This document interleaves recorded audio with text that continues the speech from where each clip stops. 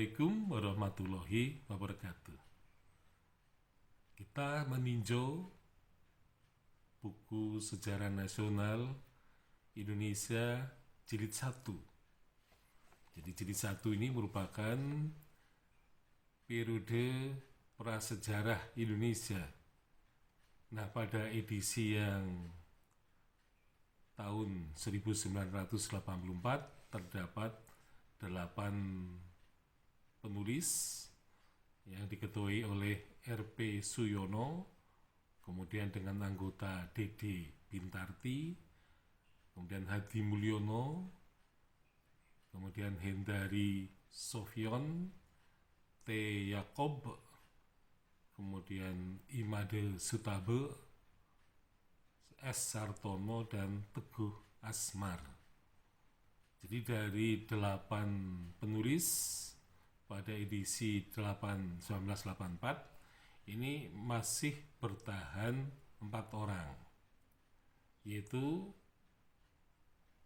D.D. Bintarti yang dulu anggota sekarang menjadi ketua, sedangkan R.P. Suyono yang dulu ketua menjadi anggota, kemudian Imade Sutaba dan T.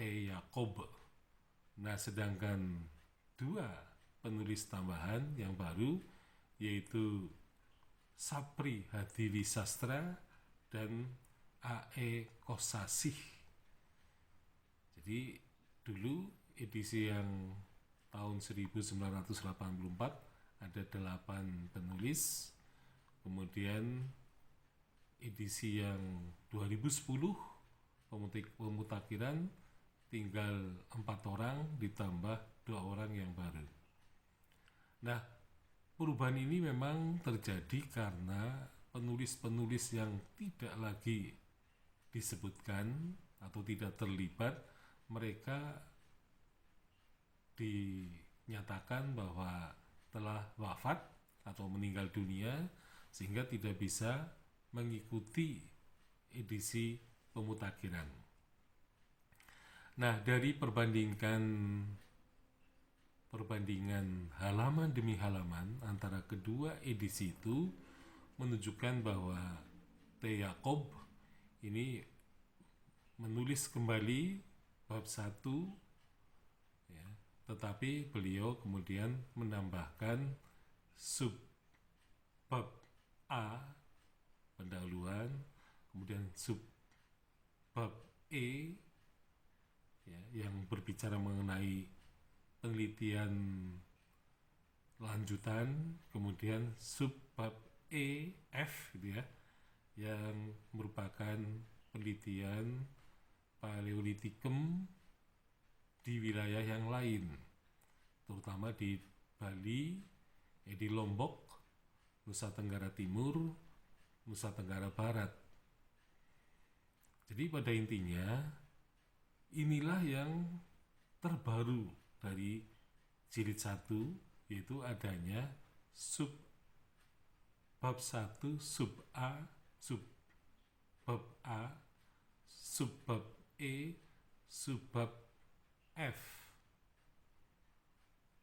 Jadi yang baru itu hanya pada bab 1. Nah, selebihnya adalah merupakan perbaikan-perbaikan dalam bentuk tambahan-tambahan atau sisipan-sisipan kalimat dan alinea. Contohnya misalnya R.P. Suyono ya, memperbaiki bab 2 terutama hanya pada subbab D dan subbab E. Jadi yang tidak disebutkan tidak diperbaiki, ya dibiarkan begitu saja. Kemudian Sapri Hadiwisastra yang menggantikan S. Sartono memperbaiki bab 2 sub bab A, kemudian bab 3 sub bab A dan sub bab B. Nah, kemudian Made Sutaba menggantikan Teguh Asmar yang memperbaiki bab 4D dan bab 6C. Nah, kemudian A.E. Kosasih menggantikan Hadi Mulyono dengan menulis atau memperbaiki bab 3 D dan E, subbab A dan subbab E. Nah, sedangkan ketuanya Dede Pintarti menulis atau memperbaiki bab 4 subbab B, kemudian bab 5 dan bab yang ke-6. Jadi pada intinya revisi atau perbaikan pada jilid 1 ini memang dilihat ya, cenderungnya adalah menyisipkan kalimat-kalimat kemudian alinea-alinea pada teks yang lama pada edisi 1984. Nah, kenyataan ini menunjukkan bahwa bab 1 itu kelebihannya hanya pada bab 1 subbab E dan F. Jadi ini merupakan atau berisi penelitian lanjutan yang terfokus pada kubah Sangiran yang merupakan bagian yang terbaru. Nah, kemudian ditambah lagi dengan penelitian-penelitian Paleolitikum di daerah lain ya selain yang sudah dihasilkan. Nah, terutama fokusnya pada daerah Lombok, Nusa Tenggara Barat dan Nusa Tenggara Timur. Nah, di sini memang telah terjadi bahwa SNI edisi pemutakhiran ternyata memang seperti yang disimpulkan secara umum tadi, bahwa pemutakhirannya memang hanyalah sedikit saja. Jadi ini semuanya merupakan produk tambal sulam dari edisi 1984, dan kemudian kita melihat bahwa tidak ada bab-bab yang baru ya. Jadi semuanya adalah merupakan bab lama yang hanya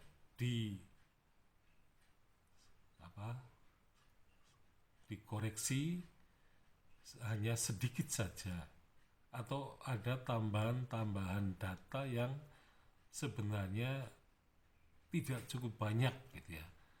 Nah, oleh karena itu bab 1 atau jilid 1 itu hanya tampak mutakhirnya pada bab 1 saja. Nah, selebihnya di sini terjadi semacam editing pada bab-bab lain, dan itulah tambahan yang memang diberikan oleh para penulisnya itu.